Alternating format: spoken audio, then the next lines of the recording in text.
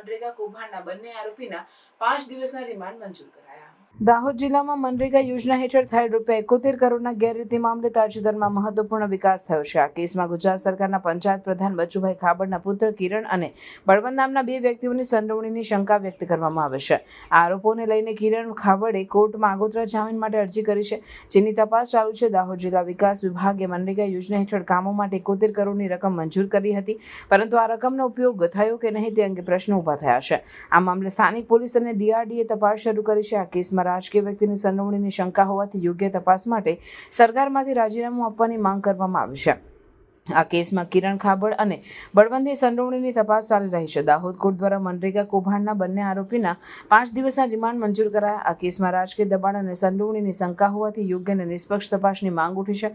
જોકે આ મામલે સરકાર તરફથી કોઈ સ્પષ્ટ નિવેદન સામે આવ્યું નથી. આ કેસ રાજ્યમાં ભ્રષ્ટાચાર સામેની લડાઈ માટે મહત્વપૂર્ણ બની શકે છે. મનરેગાની યોજનામાં ગેરરીતિ સબબ DRDA નિયામક શ્રી દ્વારા 24 એપ્રિલના રોજ FIR દર્જ કરાવી હતી. આ FIR અન્વયે તપાસ દરમિયાન જે તે સમયમાં નાગાળામાં 5 જેટલા મનરેગાના અલગ અલગ સ્તરના અધિકારી કર્મચારીને અટક કરી તેમના જ્યુડિશિયલ કસ્ટડીમાં મોકલી આપવામાં આવેલા છે.